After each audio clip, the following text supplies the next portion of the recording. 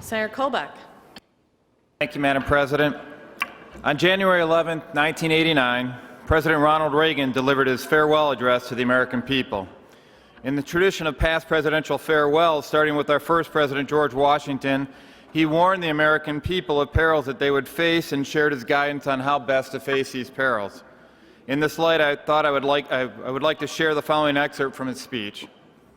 There's a great tradition of warnings in presidential farewells, and I've got one that's been on my mind for some time.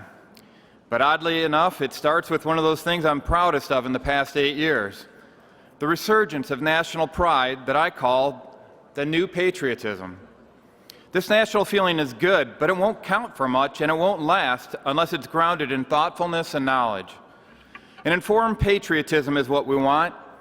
And are we doing a good enough job teaching our children what America is and what she represents in the long history of the world?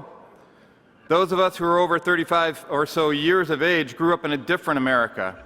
We were taught very directly what it means to be an American, and we absorbed almost in the air a love of country and appreciation of its institutions. If you didn't get these things from your family, you got them from the neighborhood, from the father down the street who fought in Korea, or the family who lost someone at Anzio. Or you could get a sense of patriotism from school. And if all else failed, you could get a sense of patriotism from the popular culture. The movies celebrated democratic values and implicitly reinforced the idea that America was special. TV was like that too through the mid-60s. But now we are entering the 90s, and some things have changed. Younger parents aren't sure that an unambivalent appreciation of America is the right thing to teach modern children. And as for those who create the popular culture, well-grounded patriotism is no longer the style. Our spirit is back, but we haven't reinstitutionalized it. We've got to do a better job of getting across that America is freedom. Freedom of speech, freedom of religion, freedom of enterprise, and freedom is special and rare.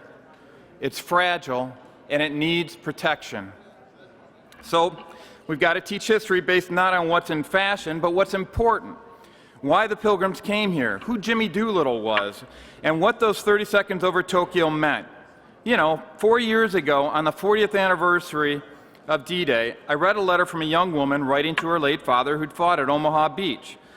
And she said, her name was, she said, "We will always remember, we will never forget what the boys of Normandy did."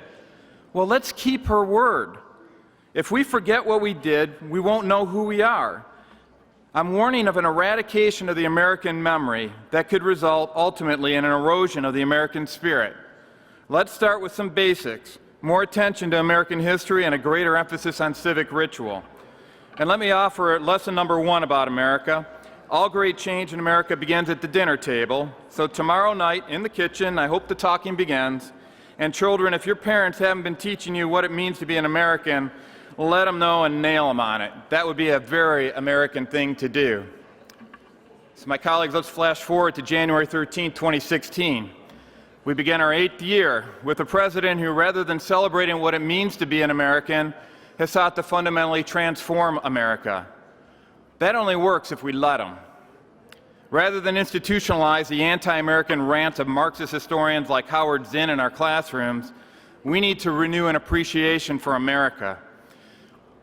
We need to renew an appreciation for the notion that we are all created equal. We need to renew an appreciation that our unalienable rights to life, liberty, and the pursuit of happiness cannot be taken away by an overreaching government. They are endowed to us by our Creator. So as we head into the year 2016, we would do well to heed the sage advice that was shared by the great communicator back in 1989. All great change does indeed begin at the dinner table. So, when you go home tonight, put your cell phones away and start a conversation by asking a simple question: what does it mean to be an American? When you do, I hope that you'll find, as I have, that we do not need to fundamentally transform America. We simply need to remember what it means to be an American. I'd like my remarks added to the journal, please. Thank you, Senator Colbeck. Your remarks will be printed in the journal.